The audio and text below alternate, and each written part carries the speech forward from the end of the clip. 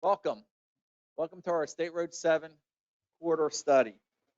I want to first introduce our mayor, Fred Pinto. He's going to say a few words, then I'll get back up and I'll introduce our consultant for our entertainment tonight. So good evening, everyone. How are we doing tonight? You can do better than that. How are we doing tonight? Right? Listen, first of all, I want to thank everyone who made it time in their schedule to be here with us this evening.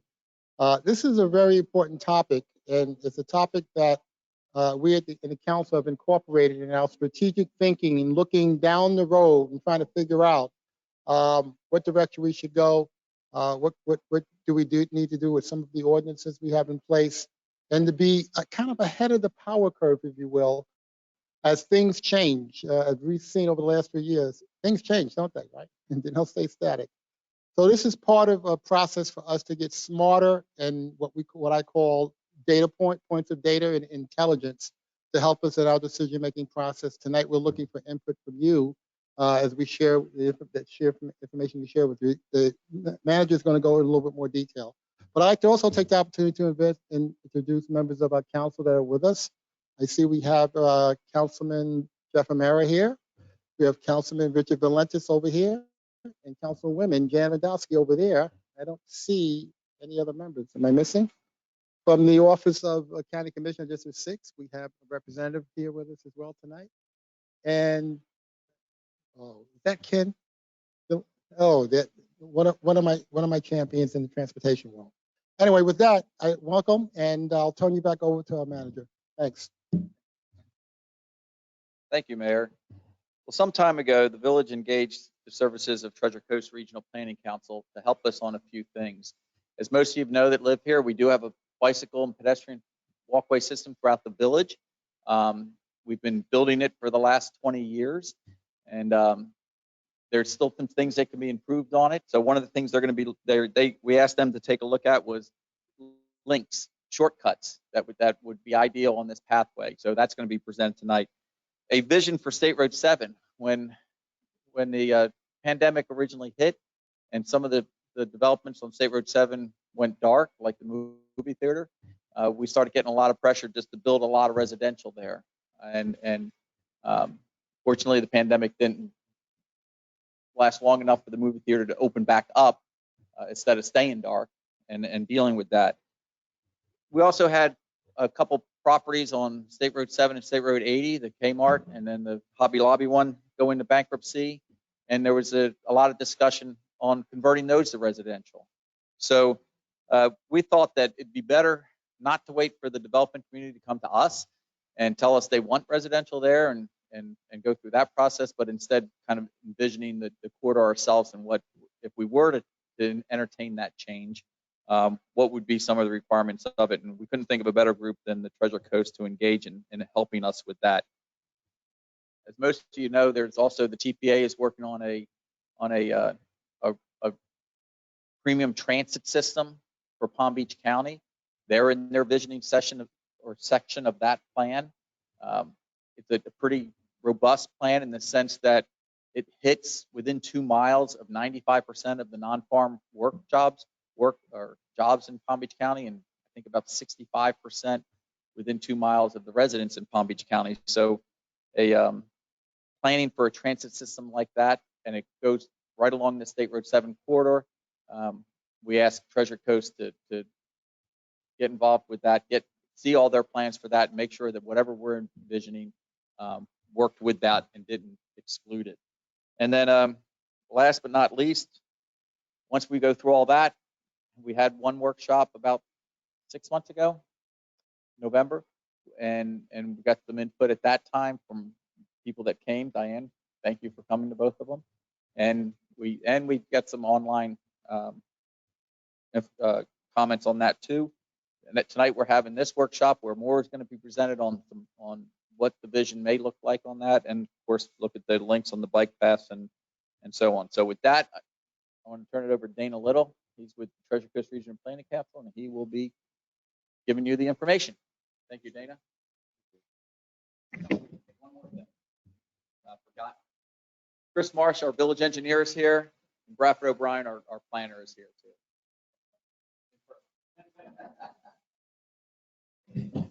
Thank you, Mr. Liggins and Mayor and council members for being here this evening. My name is Dana Little. I'm the Urban Design Director for Treasure Coast Regional Planning Council. And this evening we have with us Stephanie Height from our office, Kim Delaney, Dr. Delaney, most of you know, and Jessica Seymour Corder, who's still, I think, manning the door out front. This evening's presentation, I would characterize it as a work in progress. This will be the first time that any of you, for the most part, will have seen any of these images, any of this analysis. And hopefully it will make sense. There are three primary components to what we're going to be discussing this evening, and I'll go through that. As Manager Liggins said, you know, the connectivity throughout the village, throughout the existing conditions. What should or would or could redevelopment look like on State Road 7 if it comes to some of those larger commercial parcels in the future? And then how do you tweak or modify the existing land uses and codes to achieve those objectives, if in fact those objectives are what you want to achieve? So we're going to kind of go from macro to micro this evening. And if I have to turn around like this, it's because I simply cannot see the back screen. So do I need to do something? This is a joint venture, multiple partners. You know, the village, obviously, the Palm Beach TPA is an important partner in this. And Regional Planning Council, we're a public agency for those of you that don't know, and we assist local governments with projects like this. And just a couple fun facts: we're one of 10 regional planning councils in the state of Florida. In our region is Palm Beach, Martin, St. Lucie, and Indian River counties. And in fact, Councilmember Hamar is on our board at the Regional Planning Council. So thank you for being here. The project objectives, I think the manager went over this pretty well, but you know, what is a community-based vision for future redevelopment on the corridor? What does that look like? State Road 7 is one of the most challenging corridors in all of the county, all of the region, in fact, because of its size, because of its volume, because of its speed, the setbacks, the right-of-way, etc. How do you actually promote redevelopment on that corridor that creates a place that's desirable for people to go to? So that's part of the question. Also, what are the future connections that I mentioned before? You've got this very robust bicycle pedestrian network throughout the village, but there are still a few little missing links here and there. So we work closely with Bradford and Chris to help us identify some of those, and I'll go through those this evening as well. First and last mile improvements. The mayor mentioned the work that the TPA is doing, trying to create a premium transit corridor on Okeechobee and State Road 7, effectively linking downtown West Palm Beach to the mall at Wellington Green. Oh, okay, no problem. Yeah. Very good, thank you, I appreciate that.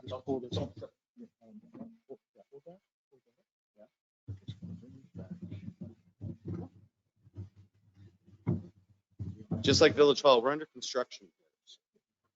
Yeah. By the way, congratulations, that's moving along. I was very impressed to see that. All right, first and last mile improvements. For those of you that have ever ridden Tri-Rail over the years, or any transit, bus, whatever it might be, if you ever find yourself at the end of your destination, or at the end of your last stop, but you're still not at your destination, and it's an uncomfortable environment to get to that last, that last mile or the first mile. Those distances, that link or that connection between the transit service and what your ultimate destination will be is very, very important. And we haven't done a great job of that over the years throughout South Florida. So we're focusing on that in particular with the Tuttle Royale project, which is underway right now. And as I said, making recommendations for land uses and, I don't have to look here anymore, land uses and zoning. We kicked this off in 2021, last year. We did a whole bunch of series of individual interviews. I met with some of you. We had a workshop in November that we mentioned. And again, want to thank the mayor, vice mayor, and the council members for their support throughout this effort. And of course, Mr. Liggins, Mr. O'Brien, Mr. Recchio, Chris Marsh, and Chris Wax, who've been very, very helpful throughout this process. Here's your town. This is Okeechobee Boulevard, right through the middle, almost the absolute center of town. We have Valerie Nielsen from the TPA here this evening as well. Thank you, Valerie. Southern Boulevard to the end, or excuse me, to the south. State Road 7 is your primary eastern edge. Royal Palm Beach Boulevard and Crestwood Boulevard there, serving as the second north-south connector. And this is what the corridor looks like, as you know. How do we, what do we do to try to generate a vision for redevelopment? We already heard about the Regal Theater. We've gone into detail, and I'll go into some detail tonight about having met with the owners of that. They're actually interested in some, potentially mixed use or residential development on that parcel, yet keeping the theater as is. So what could that possibly look like? This is some of the context. You see the target to the north of Okeechobee Boulevard. The Weldon property, as we understand it, over 50 acres. That's the southeast corner of Okeechobee and State Road 7. Entirely vacant, zoned, and with land uses and zoning for general commercial. The Breakers West is there. The Regal Theater is right there with Aldi's distribution center beyond. Moving a little bit further south to Southern Boulevard, you see Counterpoint Estates, Belvedere Road, and then some of the notable commercial parcels there: Walmart, Big Lots, Bell's, and the Ross Center across the street. We're testing 4 of these sites that I'll go over tonight. This is the Weldon property, as I just mentioned, to identify what is some potential redevelopment infill and what those numbers reveal to us in terms of how we should make changes to the future land use and zoning in the future. You've got some great connections, as I mentioned. This is the FP&L easement, of course. Unfortunately, there's no shade out there, which makes it challenging to ride. We're still looking at ways to, if not provide a robust tree canopy because of the power lines, it's a challenge, but at least some periodic, station points where one can get shade and possibly, water, etc. Talking about first and last mile, this is Erica Boulevard as part of the Tuttle Royale project. This is to connect, this is looking east, it is to connect to State Road 7. What is the design of that? What does the proposed design of that look like? And does it meet the standards for this first and last mile connection? Is it what it can be or all it can be for pedestrian and transit rider connections? So our 3 components, as I mentioned, looking at adding additional links throughout the pedestrian bicycle network throughout town, conceptual redesigns for 4 sites on the corridor itself, and then some of the regulatory recommendations that might influence the code that might hopefully help some of these vision concepts be implemented. We've done, now I know you can't see this map, but working closely with your staff, we've done a series of large maps. This one we're calling our interconnectivity plan. And if I zoom in a little bit closer, you'll see that we've gone through and identified throughout town where there are opportunities for new sidewalk connections, new pedestrian bridges, even a pedestrian overpass bridge at Okeechobee Boulevard. So we've looked for ways to improve the connectivity that's out there already. And we're going to come back to this in a minute because we go through and we do a more detailed analysis of each of those proposed projects. We also have a canals to parks plan that we're working on, which I think is very interesting. You've got such a fabulous water course and series of lakes throughout that are navigable throughout the village that we thought, wouldn't it be interesting to map those routes where you can actually navigate throughout the village and where there are opportunities for additional launches and where new bridges, et cetera, should come in. So we're developing that analysis as well. And this is what that looks like at a more detailed look. You see where the different stars are. The existing launches are in blue and some of the proposed are in yellow. And it could be a really fabulous network that's enhanced even further. And we're also doing a series of sections trying to understand what are ways to improve the conditions out on the utility easement. We know it's a very popular bike and walking trail, series of trails out there, but it is very hot. So we're looking at different ways, as I mentioned earlier, to improve that for users. So I'm going to go through a handful of these different detailed plans. For instance, this is what we call a Preservation Park to Commons park connection. The right-hand side, you'll see we have the Village Commons here, and we have Preservation Park here, the Cypress Elementary, and then the middle school is just to the north here. Wouldn't it be incredible to be able to connect these two major facilities, Commons Park as well as Preservation Park? So we zoomed into that a little bit closer, looking at the existing conditions, and you'll notice that there's a waterway there. Point Santa Boulevard is on the right-hand side, and Cypress Trails Elementary to the left. Obviously, there's some obstacles, the water itself, and there's a house right there. But there has been precedent in the past where if a home comes up for sale, and if it makes sense and everybody supports that, possibly purchasing the property and making it a public improvement, helping some of the connections. This is not an effort to kick anybody out of their homes, but it's an idea that's been around for a while. And so we thought it would be good to illustrate it as this entire package. There might be other ways, other possible parcels, to look at. It doesn't have to be that particular home, but this would require some acquisition. But the long-term benefit is connecting those two major regional assets, village assets. This is Robinair Park connection. This is already under construction. You can actually see it a little bit from the aerial. This is at La Mancha and Las Palmas Street. The thought here is just to add to what's happening out there already. What we're illustrating is additional crosswalks, pavilion down to the southeast side towards the Pathway Park terminus, additional shade trees, etc., to make that connection more prominent as those improvements are made for the park itself. Sidewalk to bridge connection. This is actually at Goldfinch and Sparrow Drive. Now, the neighborhood to the north in this image, they have sidewalks, and the neighborhood to the south do not at Sandpiper.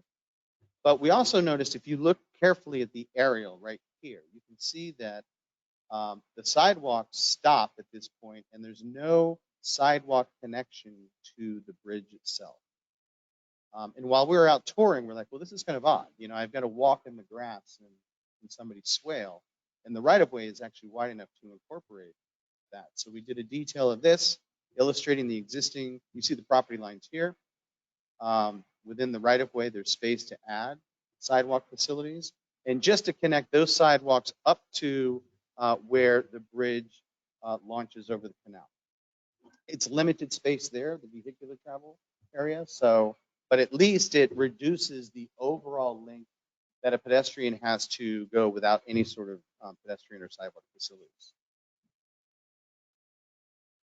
This is a boulevard to boulevard connection. Now, when we reviewed this with Chris and staff, we were asked to remove this, and then me being belligerent, I put it back into tonight's presentation just to discuss it. I understand that the village had an easement at one point, but I think this is potentially, there's some obstacles here. It's a private golf course, the easement is gone, but there is an opportunity here to potentially connect Crestwood Boulevard to the west with Royal Palm Beach Boulevard to the east.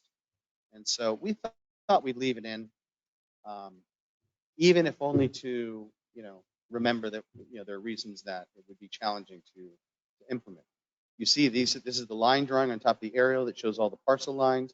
You see there's space between the Huntington Woods to the north and Royal Pine Estates to the south.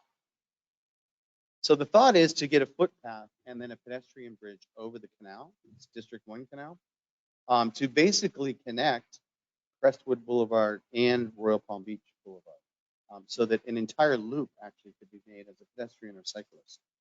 Again, there are some challenges to implementing this, but if you don't have it drawn and you don't ask, you'll never actually find out if it's possible.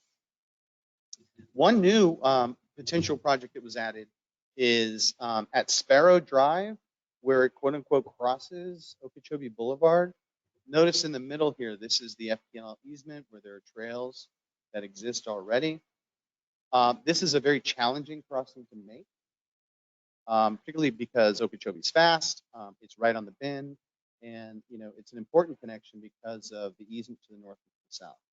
So we actually looked at some different options for even a pedestrian bridge over Okeechobee Boulevard. Those have not always been done successfully, but in fact, there are good examples out there of pedestrian bridges that are well designed and in fact can be iconic for the area that they serve. So we figured that it was an idea that was worth putting in the plan. And as I mentioned to the manager earlier today, this could even become part of a village-wide or county-wide design competition, to figure out, what do you do aesthetically to make that a usable, functional pedestrian bridge.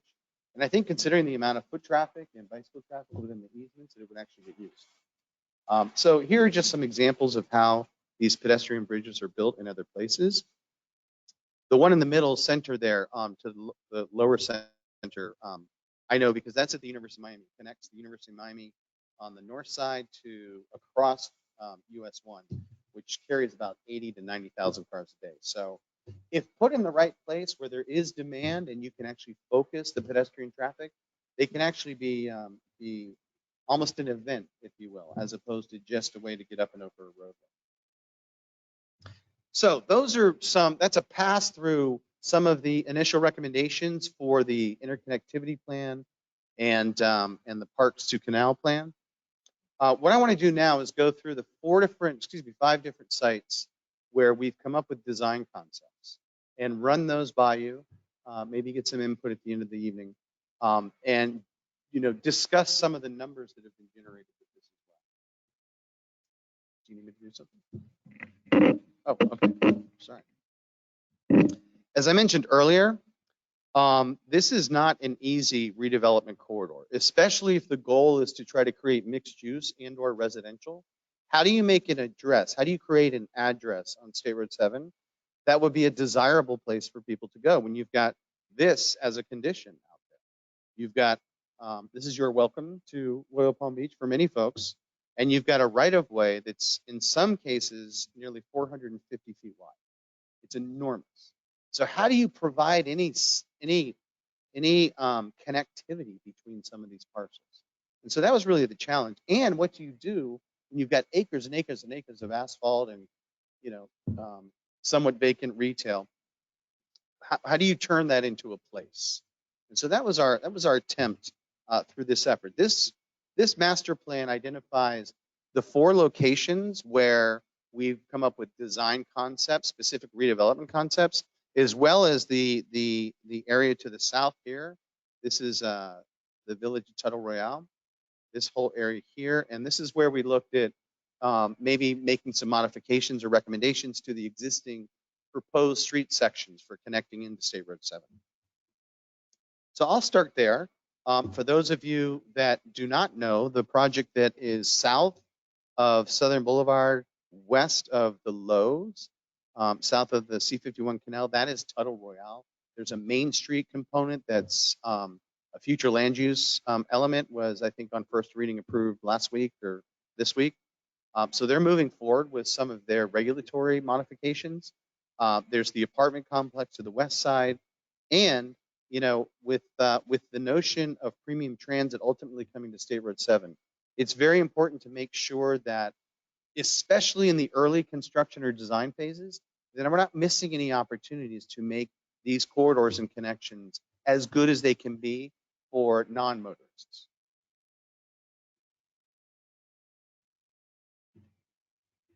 This is Tuttle. This is excuse me. This is the image on the left is Erica Boulevard. I showed this earlier, and that's the image to the right is its intersection with Tuttle Boulevard, which comes off of Southern, and it will be constructed and built out to State Road 7 between Publix and Lowe's. This is the overall master plan for Tuttle Royale, and you can see that these are the two roadway sections that we're looking at. Erica Boulevard to the east, connecting into State Road 7, and then south of Erica, Luffs, which heads into the neighborhood. So we got the proposed street sections, the engineered street sections, and This is what's proposed for Lufts. Currently, it's a 60-foot right-of-way. You see there are two 12-foot travel lanes. There are 4-foot unprotected bike lanes. There's 7 feet of landscape stripping and then 5-foot sidewalks on either side.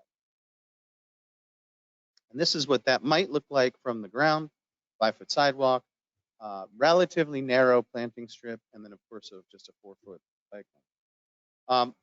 Our first thing at looking at this is like, this is a local road, essentially. This isn't going to be carrying, regional traffic or anything. So we could probably narrow the travel lanes down to 11 feet, which is more common with a neighborhood street. And then that would give us a little bit more space to improve some of the other conditions. So we've got two 11-foot travel lanes. This is what we're recommending to the village. Two 11-foot travel lanes, 7 feet of planting strip, which should be enough to get shade trees, so long as the trunk is far enough away from the edge of the pavement.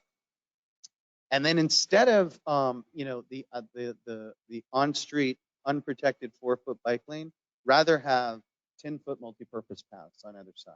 So those could be used by cyclists and pedestrians. They're removed from the travel lane, so they're much safer. And in fact, it gives you an opportunity to create shade in these areas, which is so important in South Florida. Here's another view of that. Excuse me. This is Erica Boulevard. This is what's currently being proposed. It's the current section. This is the road that will connect to State Road 7. This is an 80-foot right-of-way with a 12-foot median in the middle. And we were surprised to see this. I don't understand why this dimension is what it is, but 16-foot wide travel lanes, which are enormous, far more than what's needed. And then again, 4-foot unprotected bike lanes, only a 4-foot landscaping strip here, and then again, 6-foot sidewalks. So again, by redistributing some of the real estate a little bit, and especially taking some space out of the travel lanes, this is what the current proposal could look like with the wide travel lanes. What we're proposing is that to actually, again, go to 11-foot travel lanes, which gives you 5 feet on either side to work with, expand the median in the middle to 16 feet or something greater than what's proposed, so that, again, you've got enough space to grow mature shade trees, go to a 7-foot planting strip on either side, and then again, like the previous proposal, have the 10-foot multi-purpose paths. This isn't acquiring additional right-of-way. It's not necessarily any more expensive because the same amenities could potentially be provided for the current sections or what's proposed. But by redistributing that and taking away from some of the travel lane dimensions and giving that to the pedestrian and the cyclist and the trees, we think is will improve these connections, especially as the first and last mile considerations are thought of. So a nice alley of shade trees. Actually, you could get the grouping of 3 in the median and on either side. And then you could either designate, part of that multi-purpose path as cyclists only or not. Both work pretty well. But it's important, as I said earlier, to have that separation for the cyclists and the pedestrians from the vehicles if possible. So I'm going to work from south to north. These are the 4 areas that we looked at for more detailed redevelopment concepts. This is Village Shops on 441. You probably know it well. That's Southern Boulevard here to the south, and then State Road 7 441 here heading north. This is where Bell's is. Planet Fitness is here. There are 3 existing out parcels.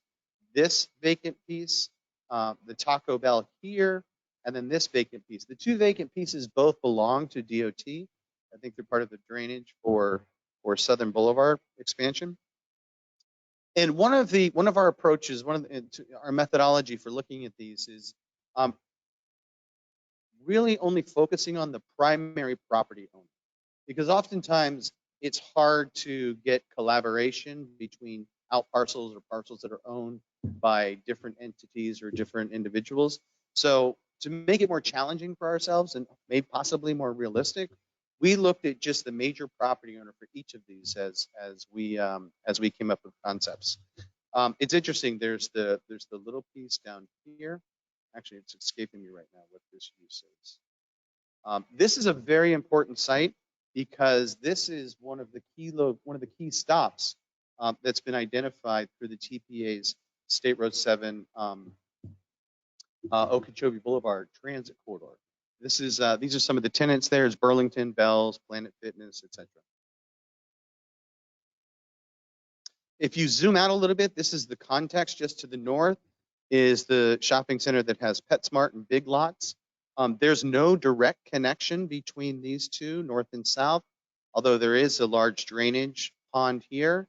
We thought maybe there's a way to squeeze a thin driveway to here to connect the two, so that as this site redevelops over time, you could actually make a trip to PetSmart or Big Lots without having to access State Road 7.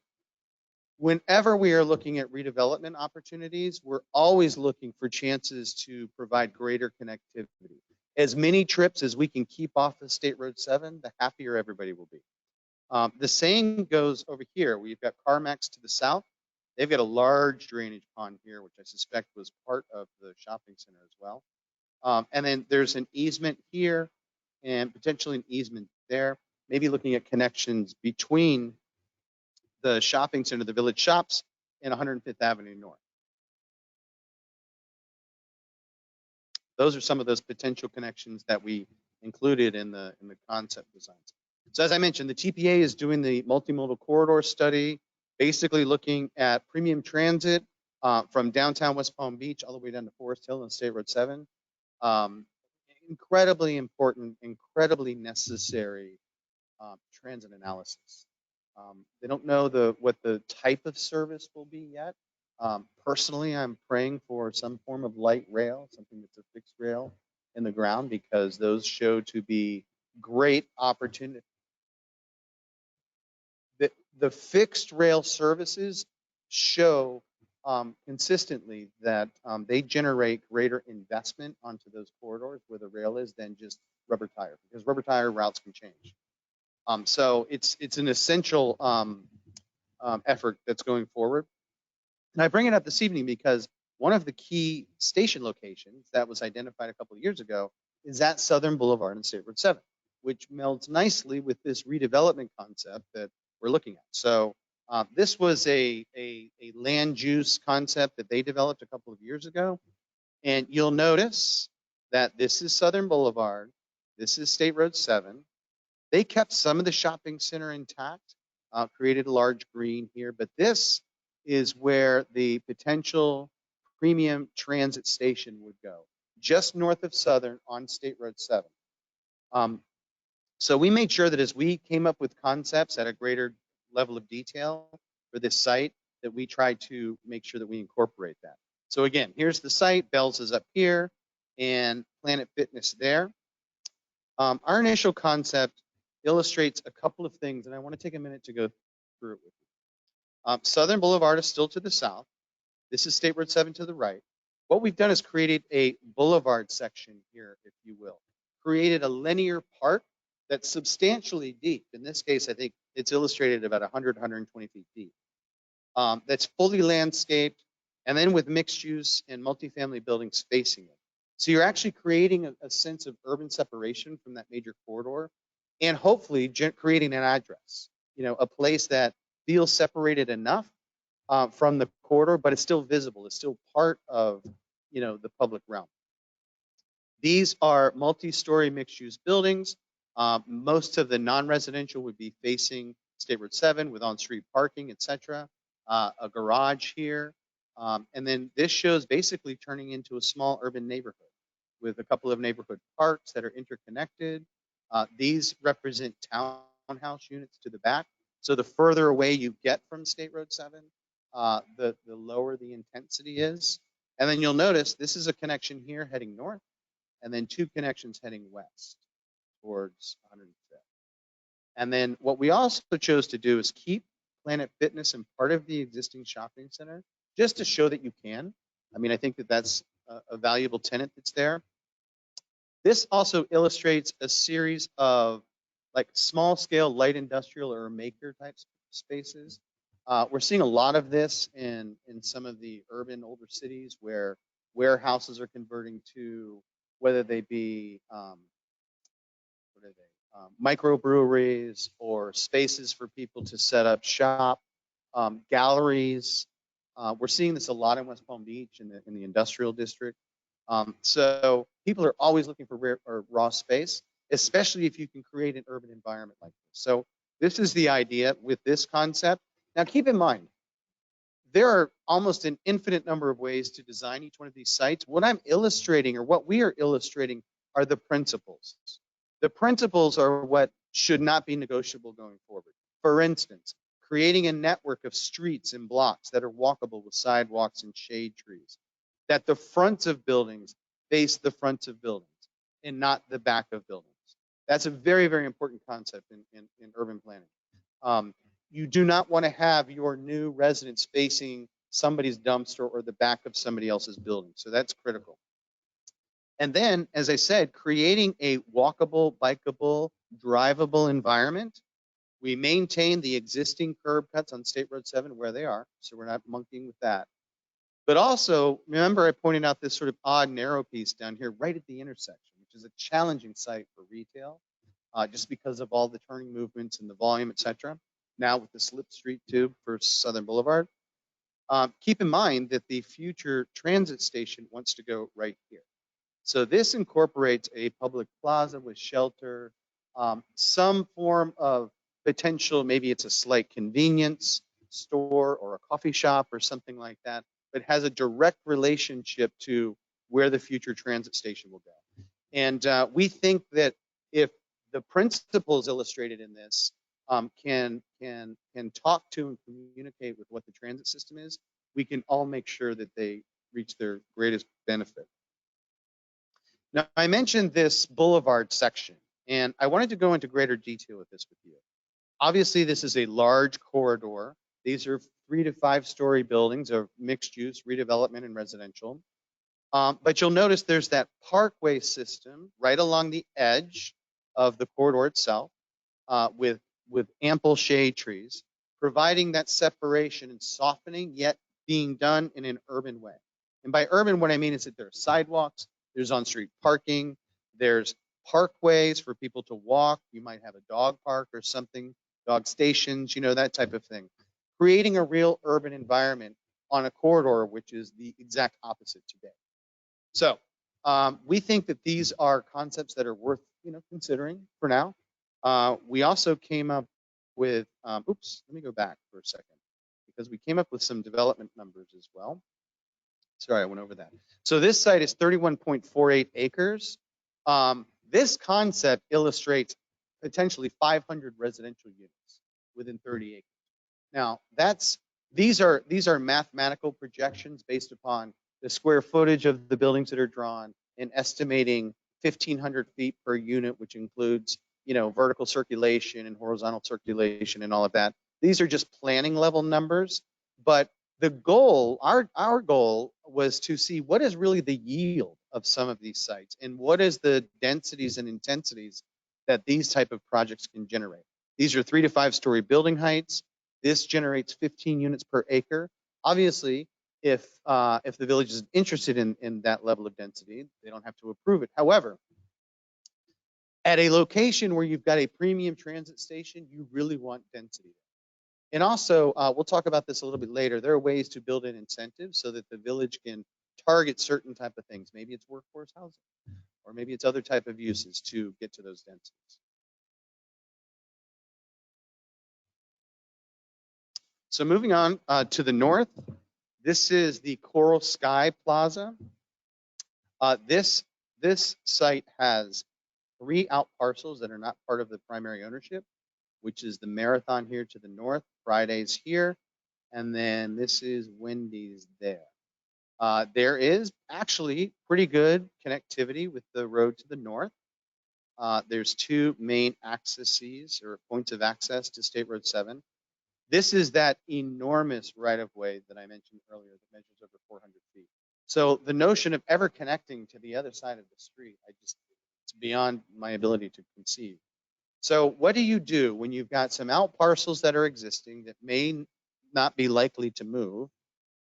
Yet somebody wants to redevelop the big footprints. How do you maintain those back-to-back or front-to-front relationships? And again, create a place. And not to mention, this is 25 acres of asphalt and rooftop. So there's nothing really environmentally going on here. So we came up with, again, pulling back just to get an idea of what the context is. The neighbor to the north is Walmart. You've got the Commons at Royal Palm Beach to the west. There's the Juvenile Detention Center behind to the east. There's the Rayners Industrial Site to the east as well. And then there's a drainage canal and then Palms Wellington Surgical Center. So there's not really anything in the context to look at necessarily. So to create a place, an environment where somebody would want to be, it's really incumbent to do that internal to the site. So we've gone through with each of these sites and digitized them in AutoCAD so that we're sure that we are being as accurate as we possibly can at this level. So we've got the footprints and the square footages and the acreages pretty accurate, I think, going forward, and triangulating that with property appraiser information as well. So this plan is still under construction, but I wanted to throw this out there tonight because this may be kind of a bizarre concept. But what you see here are the out parcels. This is a rough sketch. Obviously, this hasn't been developed as far as the other ones. But you see the Marathon up here, the Fridays, the Wendy's, and then this is State Road 7 out here to the left. And what we've done is we've created 3 city-sized blocks with city-sized buildings. These are 300 by 350-foot blocks, completely ringed with sidewalks, in some cases sidewalks and green space. There's an alley condition that's built here to the east side. This is the east property line. Each one of these would be a 5 to 7 story building. I say 7 because this might be one of those examples where incentives are used. And again, we wanted to test this for what its real maximum, what we think the maximum developability of it might be, and then back off of that if we need to. So these are 3 7-story buildings that have their own structured parking and amenity decks on top. This is not unlike what you might see in downtown West Palm Beach. Okay. The reason for doing this type of scenario is to free up as much land on the site as possible to provide this continuous network of green space. So this is a 120-foot wide continuous series of green spaces that could have sidewalk, shade trees, everything that we discussed before, as well as a much larger green down here that would almost be sort of the central park, if you will, of this site. If 5 or 7 stories is too much, that's fine. We know that the land use amendment that went through this past week permitted up to 5 stories. We're saying 7 only as part of an incentive program.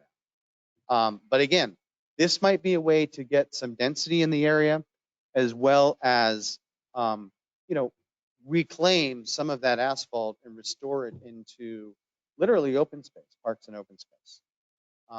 So this ends up being a total of 27.6 gross units per acre, which far exceeds the 10 units per acre that are permitted today. In fact, residential is not permitted on any of these sites today in general commercial.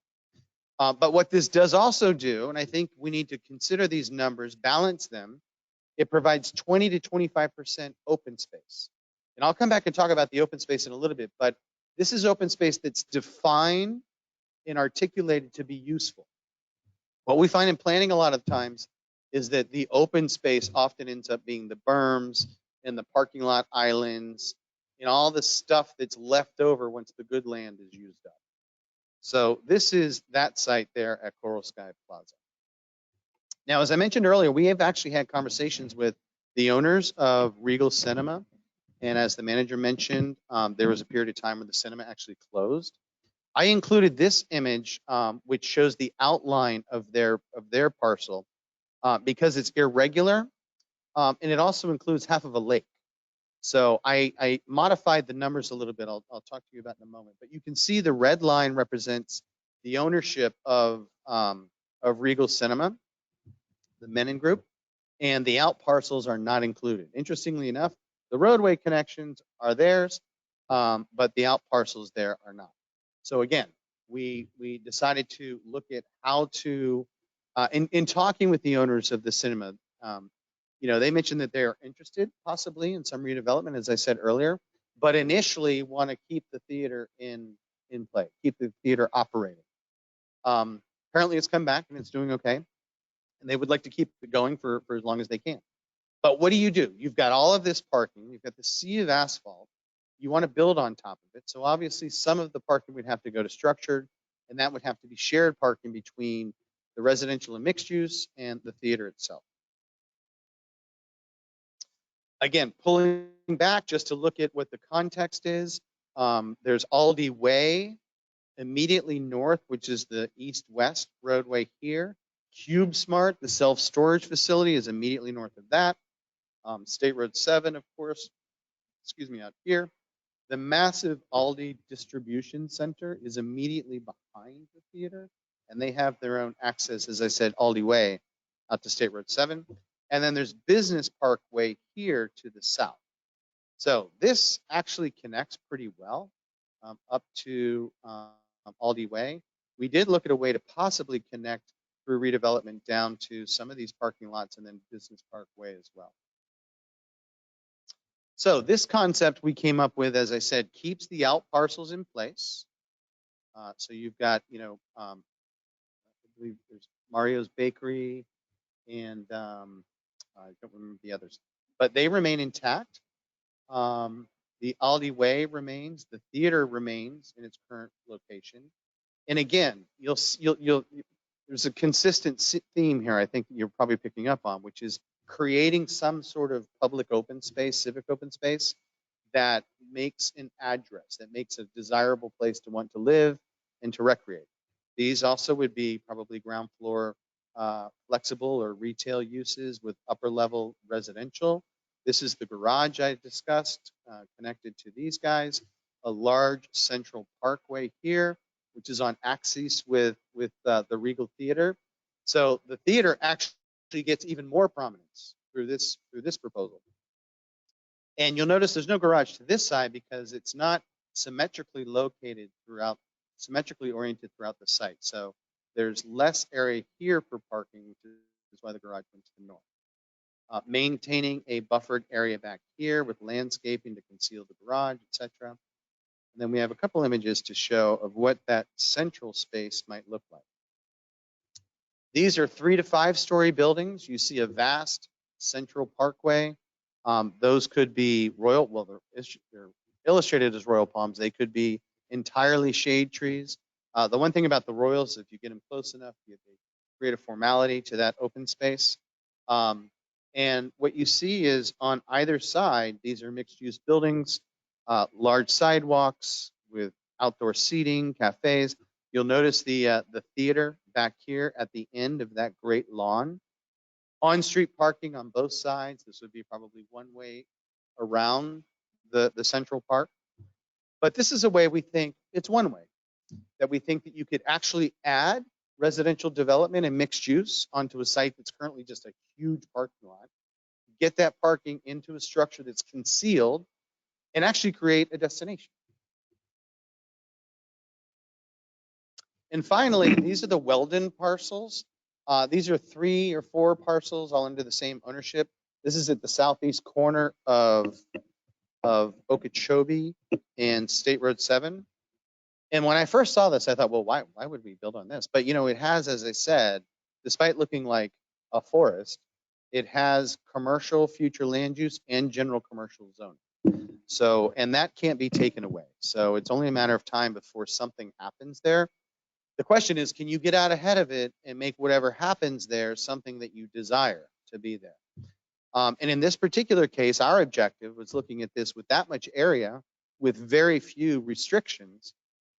There's an opportunity to create a whole neighborhood, a whole urban neighborhood, you know, with different building types, different densities, different price points, and as we did in a couple of other locations, create a frontage along State Road 7 that doesn't exist today. Target is at the northwest corner of State Road 7 in Okeechobee. CubeSmart again is right across the street. The Regal Cinema is just further south.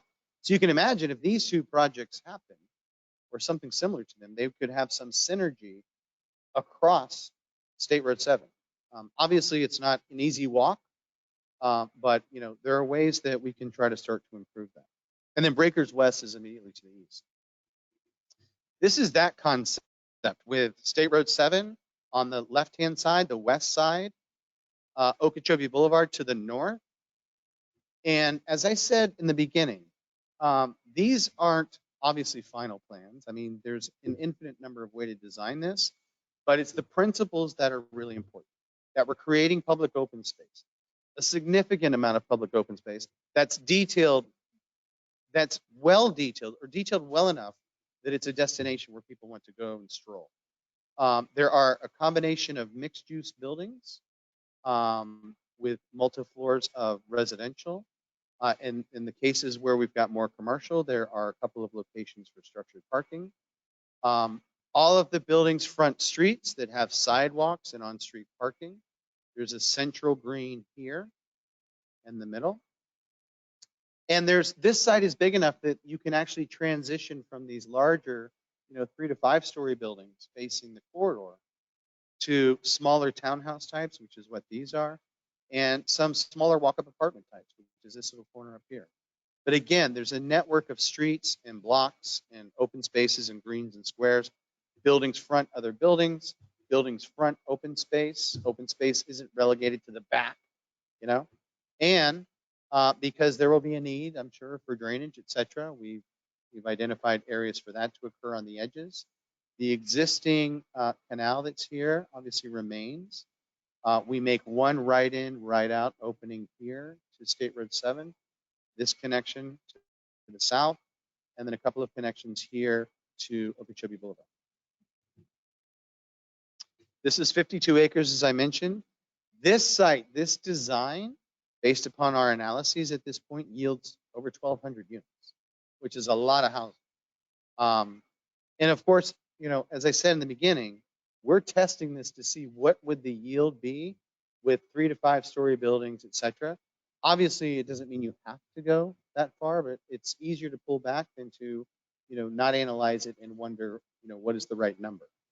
And as I said, that's that many units in 50 acres. That's 24 units per acre. So the gross density isn't actually that great. They typically say 15 units per acre as a minimum to be transit supported. And especially if you've got a premium transit service coming. And the idea here is that there would be great connectivity to wherever that station location ends up going. This is what the conditions look like in plan out there today. You see State Road 7, and then there's the drainage canal. And then this is the plan in the future where you have buildings facing a new roadway along the corridor. Currently, there's very limited, if any, pedestrian facilities out there. So the proposal is to, within that easement, that massive green area, get a multi-purpose path that connects to actual transit stops or transit shelters. And then you see with the new development beyond, facing the new roadway. If you've been to Jupiter recently, the town of Jupiter's, I think, done a great job with some of their new redevelopment on Military Trail. Military Trail is a big 6-laner, but when you drive, there's some green space, some trees, and then you see the fronts of 3 to 4 story buildings facing the corridor. It's an urban way to address these large corridors, but yet make them soften them a bit and create residential addresses. This is the existing street section out there today. You see there's 3 northbound travel lanes. This poor fella here is on his 5-foot unprotected bicycle lane on State Road 7. We feel that cyclists deserve better than that. So this proposal would include, as I mentioned, the creation of a multi-purpose path at least 10 feet wide. There's ample space to do that. And then, as is the theme, loaded up with shade trees to make that passage comfortable. Again, just another view of the same. And then this helps you visualize, I think, how that frontage road on the new development with wide sidewalks, possibly shops, maybe ground floor office or residential. It could be a variety of uses there. But again, 3 to 5 stories facing the corridor, and then reducing down to 2 stories to the interior. And again, remember, this is an enormous right of way. So next time you're out there driving through this, imagine what it would look like to have a 3 or 5 story building about 150 to 200 feet back from the corridor. It would not be that imposing. More views of the same.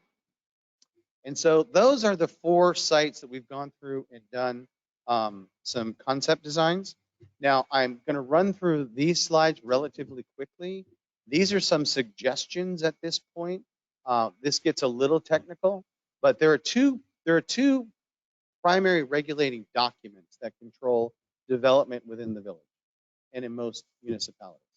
There's the village's comprehensive plan, and the comprehensive plan has the different land use designation.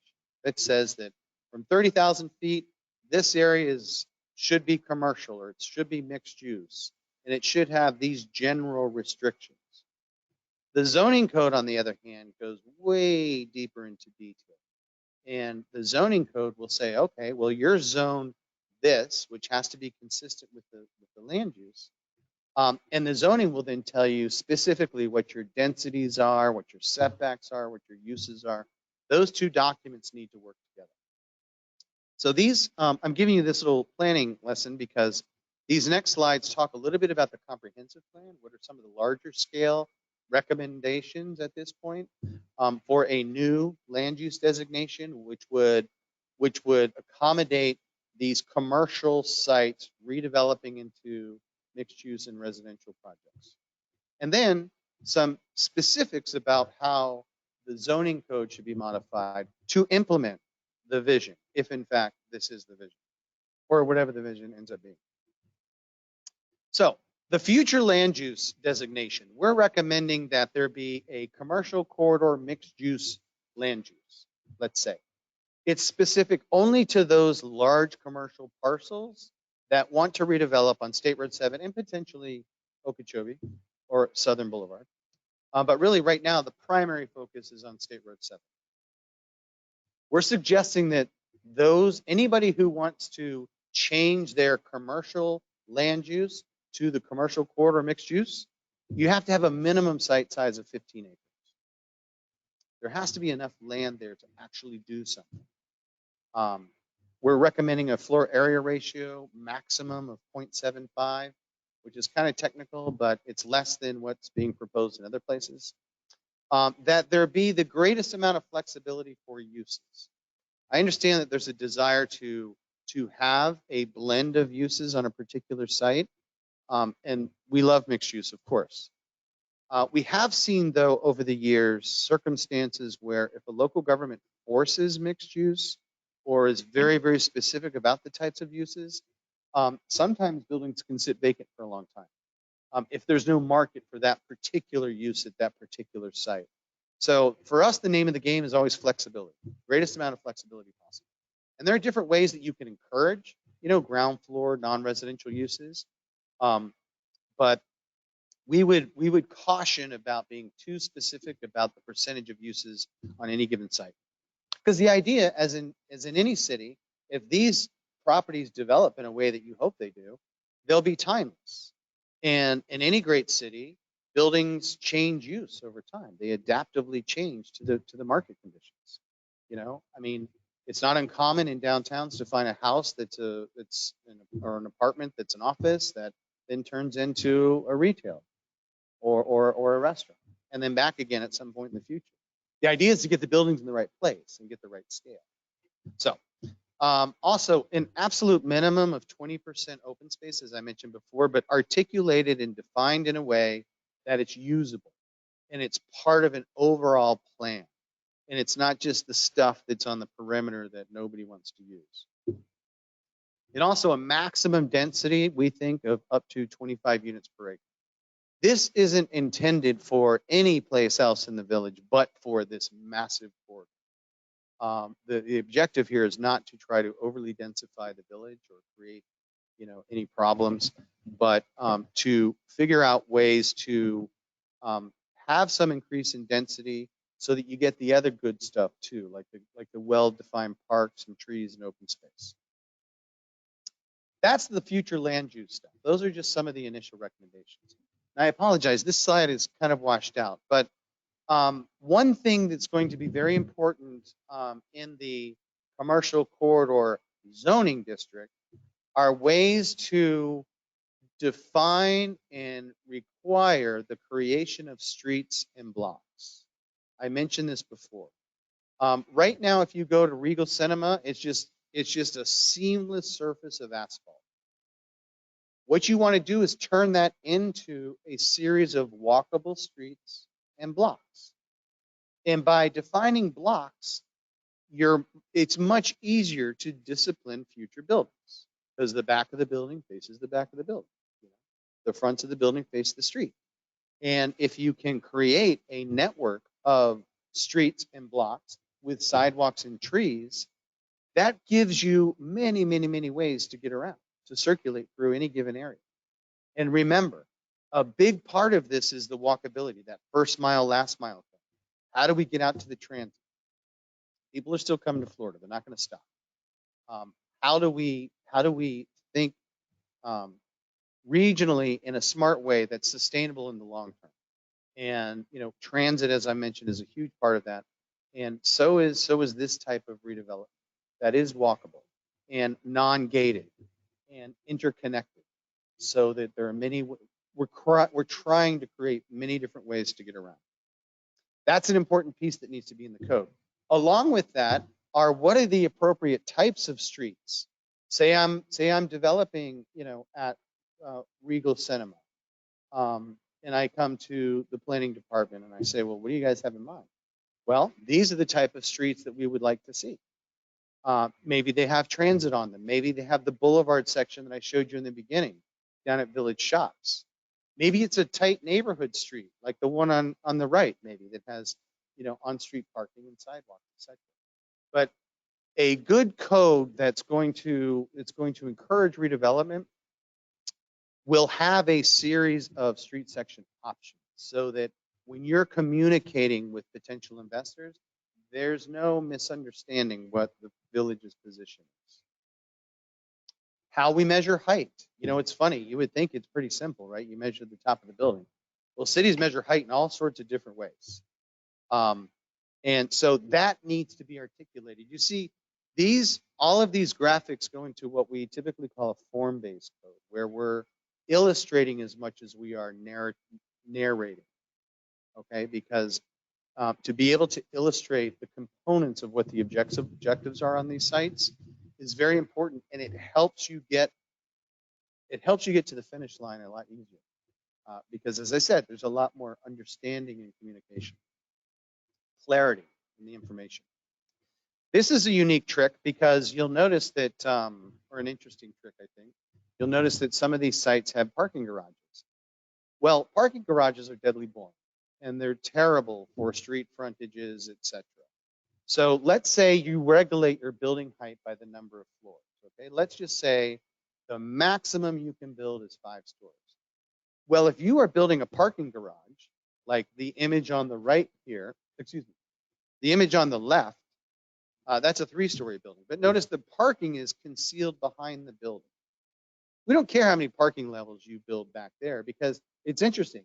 A parking garage, the floor-to-floor dimension in the garage is less than an occupied building.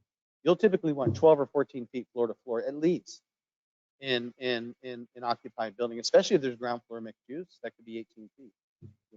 So within a 3 or 5-story building, if you conceal the parking behind it, build as many floors as you want, so long as it doesn't exceed the height of the primary building. On the other hand, if you look at the image on the right, if you choose to expose your parking garage, which none of us want you to do, it counts as a floor. So this is just an interesting little trick to get developers to conceal their parking behind habitable uses. And that's what we always want, because as I said, nobody wants to look at a parking garage if they don't have to. Building frontages, this is a little technical, but basically you want You don't want to have a block that's 500 feet long and have a building that's 50 feet wide and then nothing else. You want to have those continuous building frontages as much as possible. So there's a technique that could go into the code that requires, sometimes it's 50, 60, 70, 80% of a street front has a continuous building front. It depends upon the condition. It depends upon the type of building. But it is important to articulate that in the new regulations. These are important. So how you detail your future sidewalks. I've shown you all of these hopefully interesting designs and potential buildings with continuous sidewalks and streets and on-street parking. You know, it's important that the code illustrate, you know, the DNA of the sidewalks. On the left is a commercial street, and you'll see it has on-street parking, it has street trees, it has a pedestrian clear zone in the middle, it has a curb zone, which is where, you know, your street trees go and your light poles, etc. It's amazing in our business because we spend a lot of time out walking, you know, in places, and you'd be amazed at how randomly light poles and street trees and signage poles are placed within the right of way. You know, so it's very important to have clear instructions that this area is where all the trees and the light poles and all of that go.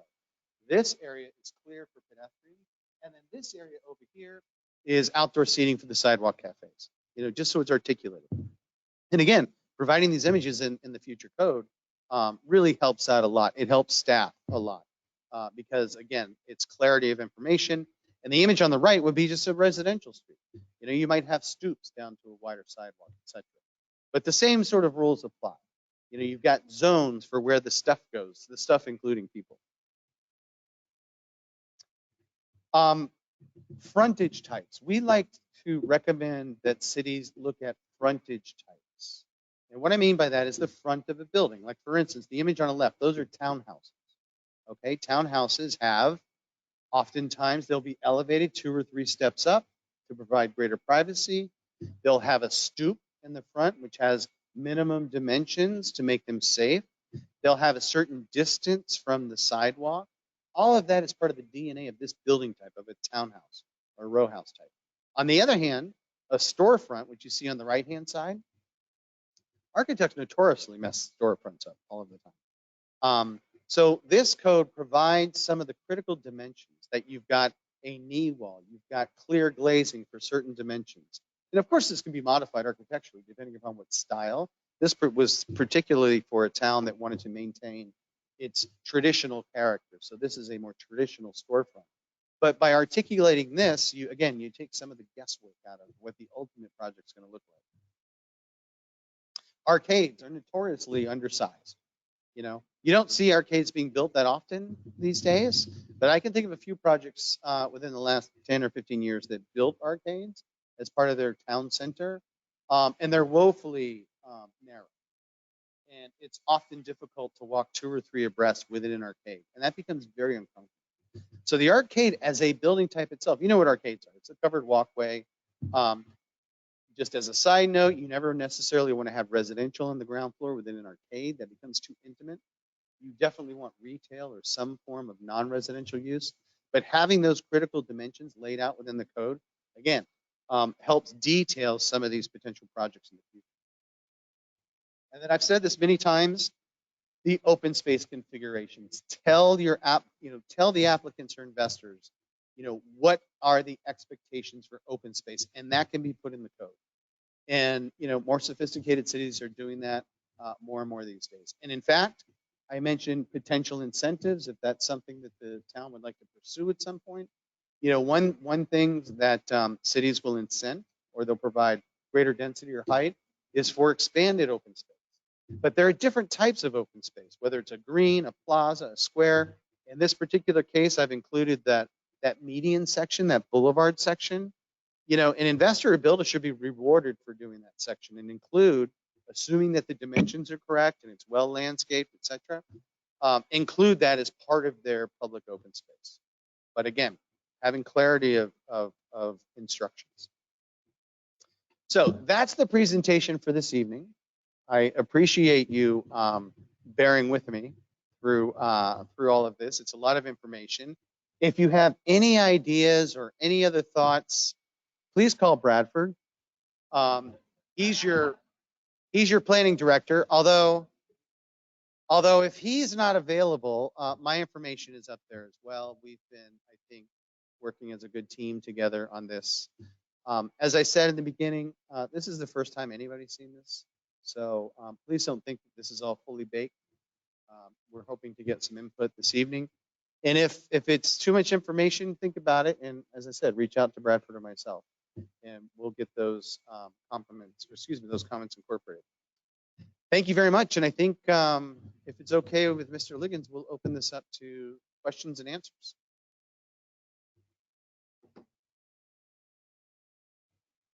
Questions, hopefully answers. Did I do something? Curtis? Oh, okay. Does anybody have a question? Yes, sir, in the back.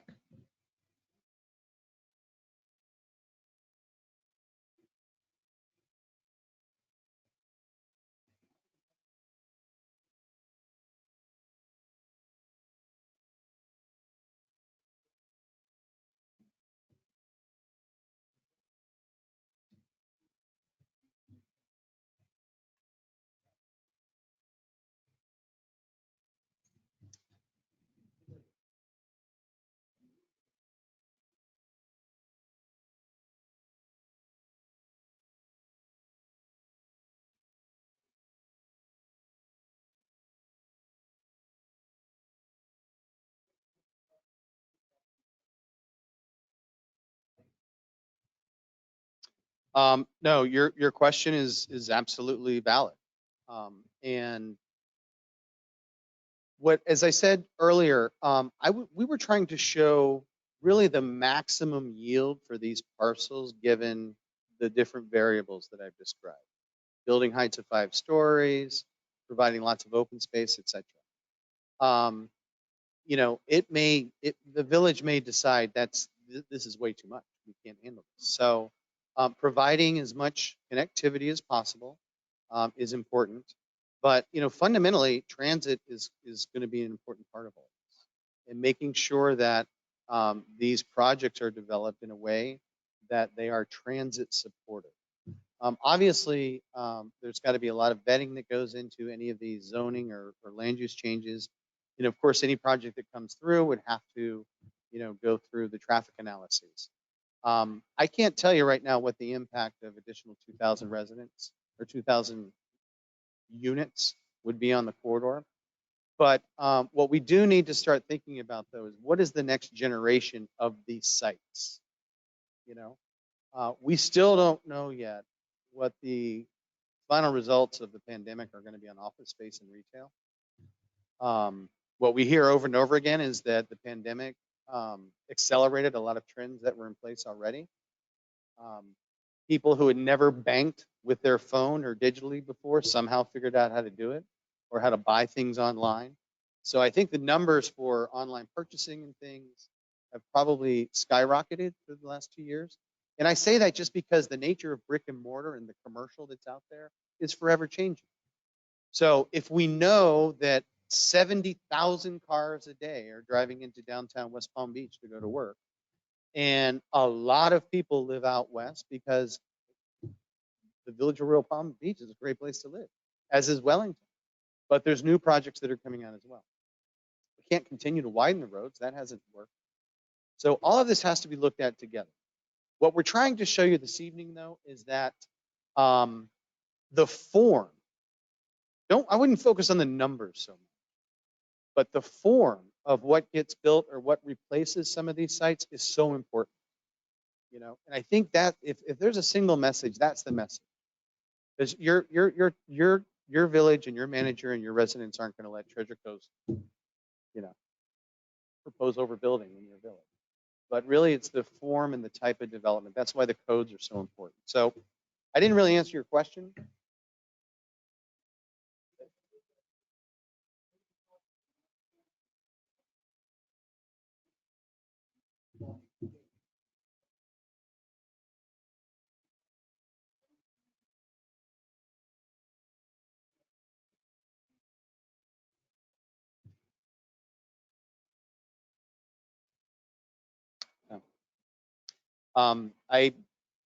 We have Valerie. I'm not going to put you on the spot, Valerie, but Valerie is the interim director of the executive director of the Transportation Planning Agency for Palm Beach County, and they're the ones that are doing these major corridor studies, the transit studies.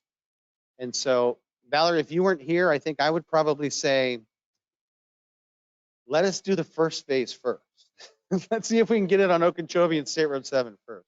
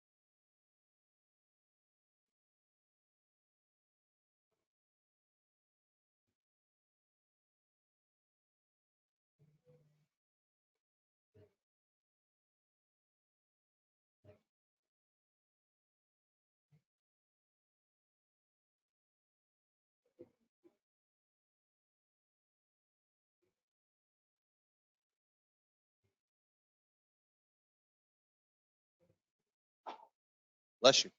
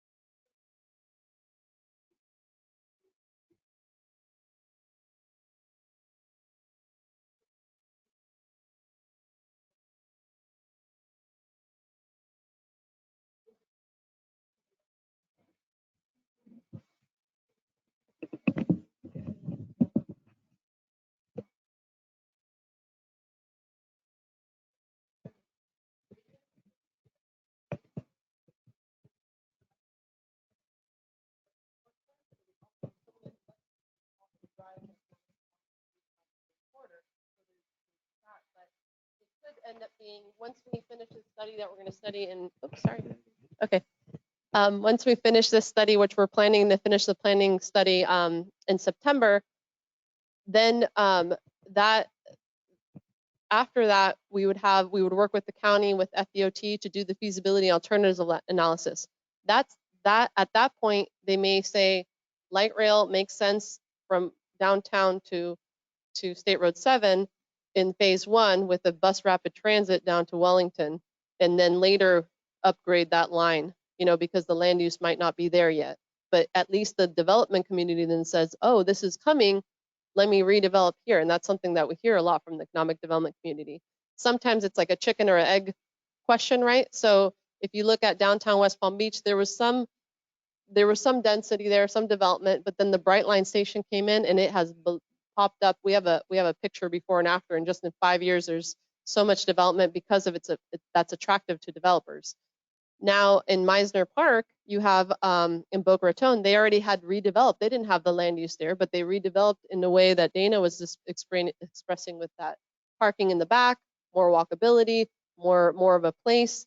And now that was attractive for Brightline to invest $46 million to put a station there. So it's kind of like do what you can with what you have, whatever moves first. But if you don't have a vision, you're just gonna do things piecemeal and approve things that don't really end up making a lot of sense, and then you wish you would have planned better.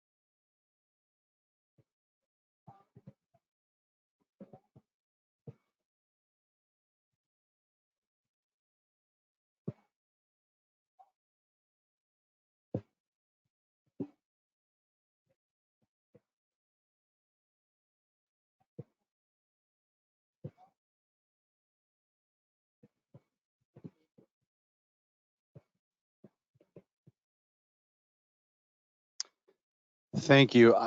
I can't speak for anyone but myself, but I would be surprised if any local government employee or planner or resident of Palm Beach County is not acutely aware of where we are at this point with affordability. It's worse than it's ever been. It's obscene what's happening with real estate. I would just remind you though, for this, and I appreciate your passion about it. Trust me, we spend a lot of time trying to figure this out.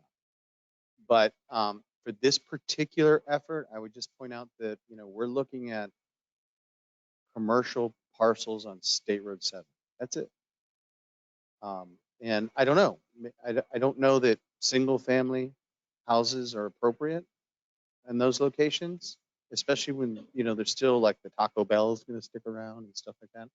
So I think to the credit of the village, I think that they're being very sensitive about this. But you know,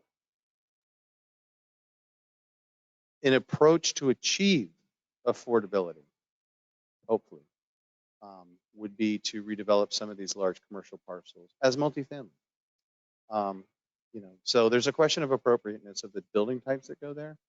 But I appreciate your passion about this because we all, I think most of us feel it at this point these days.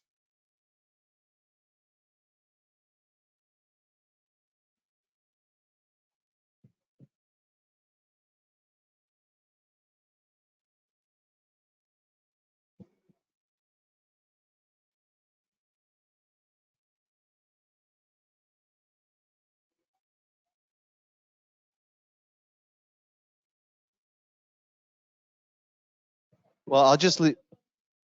Right.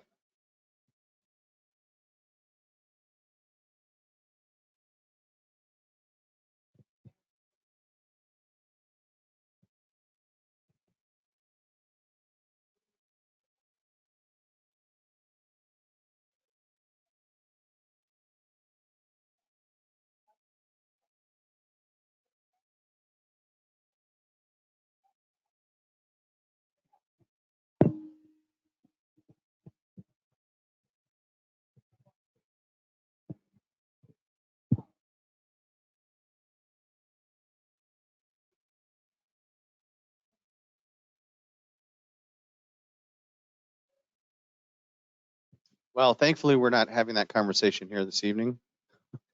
Yes, no, I understand. We're dealing with different jurisdictions. Do we have, are there any, yes, sir, you have a question.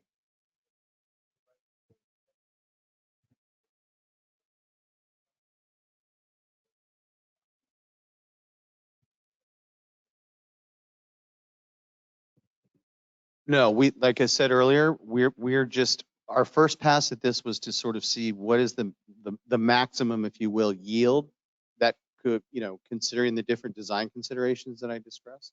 There's been no traffic studies or analyses. Now I'll tell you, someone will correct me, I'm sure, but when traffic study, and I'm not a traffic engineer, but when the studies are done, there are different uses generate different numbers of trips.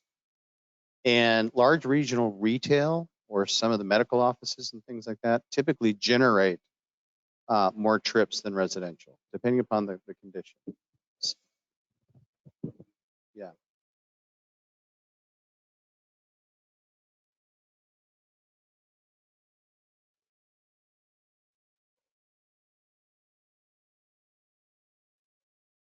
Right. But this is Valerie, you wanted to say something?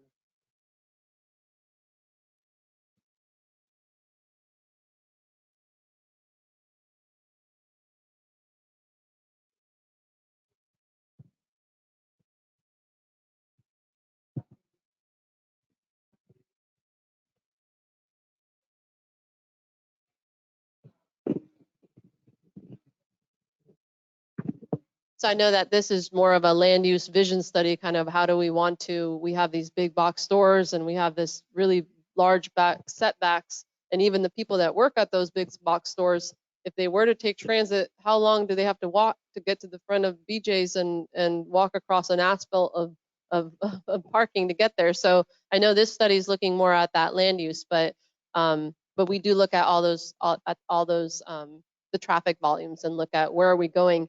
And the reality is, like, for example, Okeechobee, you know, this road is already not great. More and more people are moving out west and they're all funneling onto this road. It's going to turn orange, it's going to turn red, it's going to turn purple. And then that's where it's like, well, maybe we need to dedicate one of these lanes to something else and move a lot more people and have it be reliable and efficient. I will say, totally agree. The housing crisis is real, and we have to do more things to try to help everyone. Everyone's struggling with that. I know that the city of West Palm Beach has done some affordable housing, single family houses just north of downtown. I know it's hard with again, geometry, how much space do we have? And that's one of the arguments against transit in our county is like, no, you just have gated communities, you can't support transit. But it's like, but maybe we have some opportunities to kind of infill. And as Dana showed in his images, some of these might be mixed use housing, kind of like a city place scenario, but you offer that park space for the people to go out and play. Like when you're in New York City, you have Central Park, right? Or you have plazas that you can go out and spend time and play outside and have that if you are in that setting. And also we talk about affordability. If you're telling people to go, oh, you can go live out in Loxahatchee, or you can go live out in the acreage and have a lot cheaper rent or house, but then you have to spend that money on a car and on your gas and everything else to get to your job, then you're not really helping the situation. If you provide a decent the land use and the transit to be able to get around and not have a car. And the reality is that a lot of the future generations a lot of people don't want to have a car. Some people love having a car. I love my car, but I'm a one car household. I also like transit, and I don't want to have 2 car payments in my house. But more and more people are saying they want to live in walkable communities. They want to have options. They may want to drive, but they also want to have other options to get around. So when you provide that equal or better experience that's actually reliable, then you can start providing some options and not have to have a car and that burden for everyone.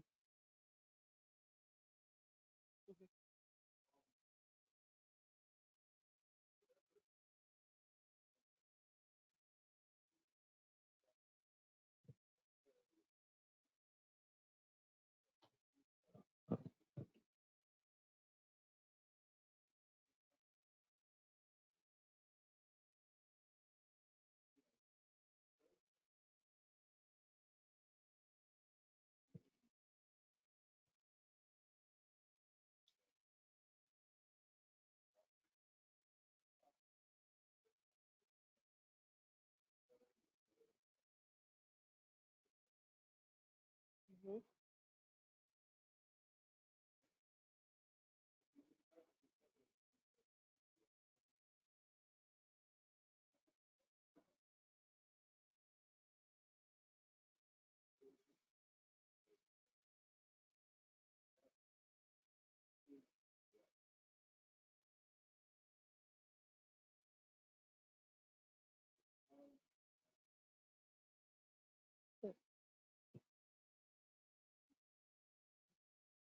But, yeah.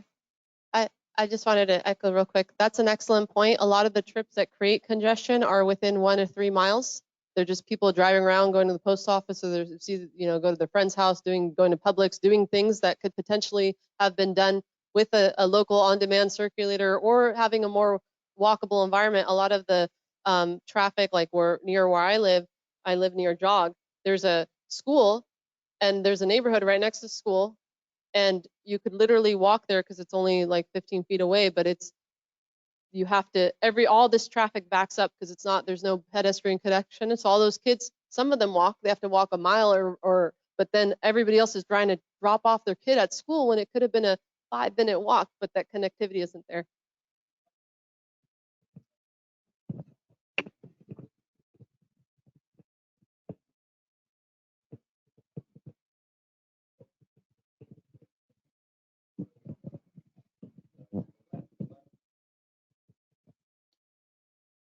Ray Liggins, I'm the village manager. I just want to reiterate something that Dana said. And I am a civil engineer and I have done traffic, and there is no good answer to your traffic questions. As she said, all the studies show if we do nothing, the traffic gets worse. It doesn't get better. It never gets better in urban area unless you have a declining economy and a declining place, a place that people don't want to live. That's not what we want to create. We want to create a place that people want to live. And there is no real good solution for the traffic, but I will say we're adaptable. And what we will do is we will adapt new technologies. We will adapt new ways of getting around, and we will get around. We'll never stop getting around. What we're talking about here, and I think Dana's example in the movie theater was a really good example. And that's why we're doing this study, and that's why we hired him. When that movie theater went dark, we got a proposition to do a 4-story apartment complex gated in there. That wouldn't have been good for that corridor. And in the state of Florida, the rules changed from 1985 when we originally did the Growth Management Act, and we could hold developers accountable for every trip they put on the road and get the money from them before their trip came. Those days don't exist anymore. The state legislation changed that. Now they look at their little bit of impact. Doesn't matter if the road is failing or not, and they just write a check and they move on and build what they want to build. So what this is about is building spaces we like, building spaces that we think are going to be good for Royal Palm Beach.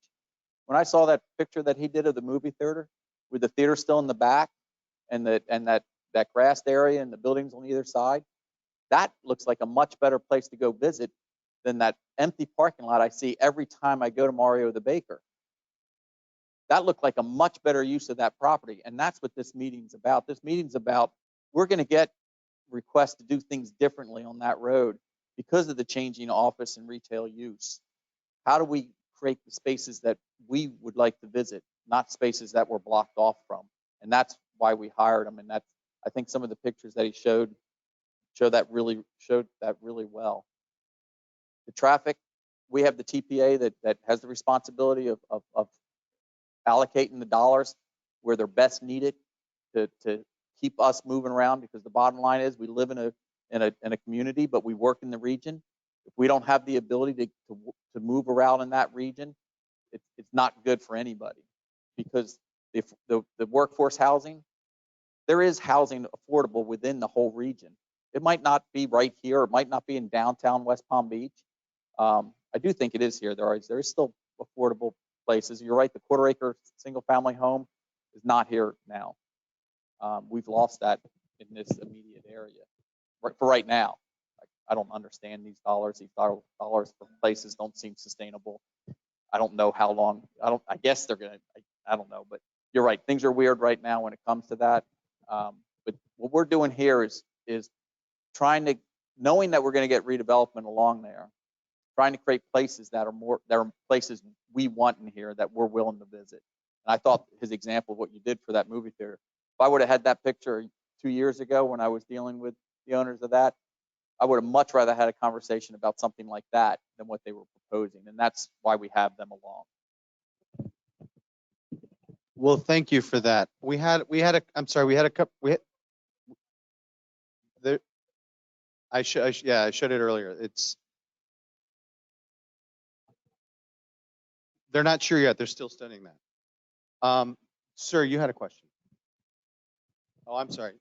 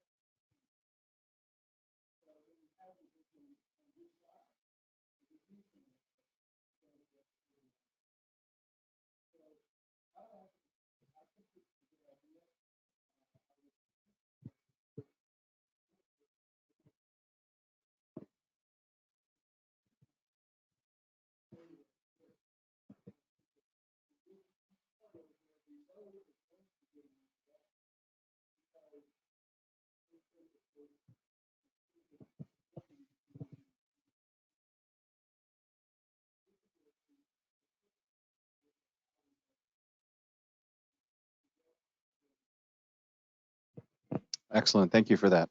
Yes, ma'am. In the back.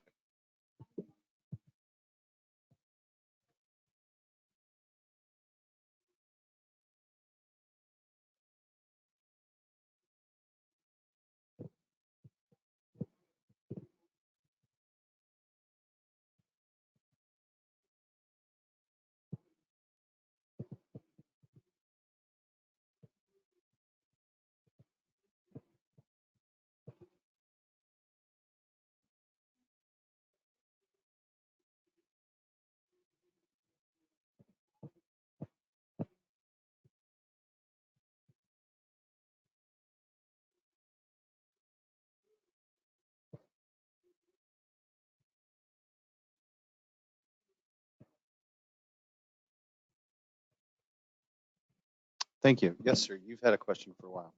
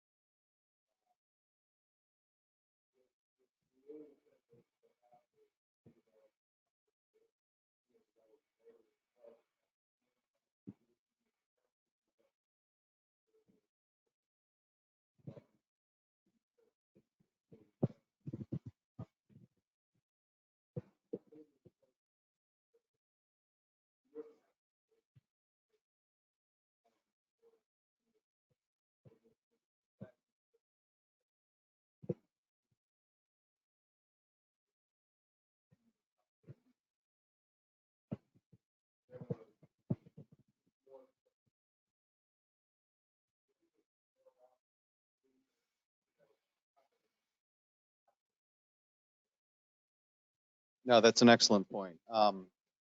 You know, we've done, my colleague Kim Delaney and I, we've done a lot of this TOD, transfer development planning work over the years throughout the region in South Florida and stuff. And we always say the same thing because the question will always come up. Well, you know, you're planning downtown Hollywood for the future Tri-Rail Coastal Link. Well, when's the train coming? Well, we don't know. Well, what if the train doesn't come? Well, TOD is good urbanism. It's good urbanism whether you got a train or not. It's still good stuff. So I think the point tonight is forget the numbers, you know, like 1,000 units or whatever, but what would you like to see replace some of these large ailing shopping centers? And is the form or some of the forms that I presented this evening and some of the conversations that we've had, think about it. And if that's something, if that's a direction that you think is desirable, we can start to work out the details. You know, as far as your point though, there are ways to incent through policy. It doesn't always have to be more and more density. You know what I mean? For instance, you know, we used a technique in West Palm years ago. It was a limited duration zoning incentive where it's like, we put together this package and for the next 2 years, you as a developer, it is available to you, but you have to do A, B, and C, but it goes away in 2 years.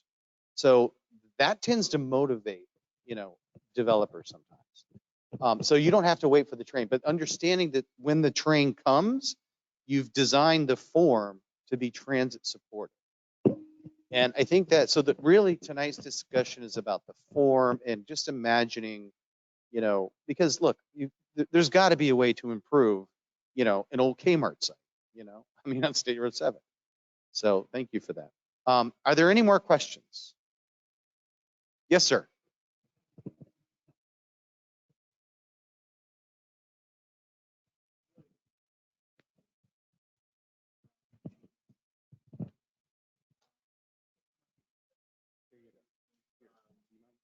Oh, thank you.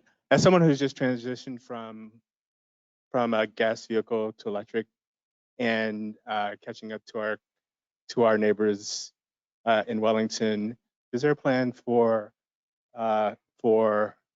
the village to get a charging stations in the village? I can't speak on behalf of the village, but I will say that at the transportation at the regional level with this Department of Transportation, and even at the federal level, that is a conversation of adding more EV charging stations. What are dedicated corridors? And that's something there's a statewide plan for that. State Road 7, State Road 80, regional corridors having more of these EV stations, but also providing those opportunities for the local municipalities to get those grants to get the EV stations. And I'll pass it over to the village to respond. We have stations at Village Hall you can plug into. You can. Well, I think they just got turned on or got the power to them a couple weeks ago, but they are free too. Yeah. Now you can't park your car there all night, but when you're in Village Hall visiting, you can plug it. But we also did change it. We also did change our code to recognize EV charging stations on commercial developments and within that code facilitated them because they do take up required parking and things like that. So we did modify our code to already incentivize private enterprise and commercial developments to do it. The problem is most commercial developments where you're not staying there very long don't have much of an incentive to do it, but maybe on some of the longer ones, the restaurants, and maybe the movie theater. So we did already adjust the code accordingly. All righty, last call for questions. Well, thank you all. This has been a lot of information to take in tonight, and I know some of it is new and foreign, but I appreciate the assistance of your manager and your staff, and we'll continue to move forward on this, refine these ideas. We heard some of the concerns, and you know, we'll keep you posted as to when we come back for a final presentation. So, any final comments? Thank you very much.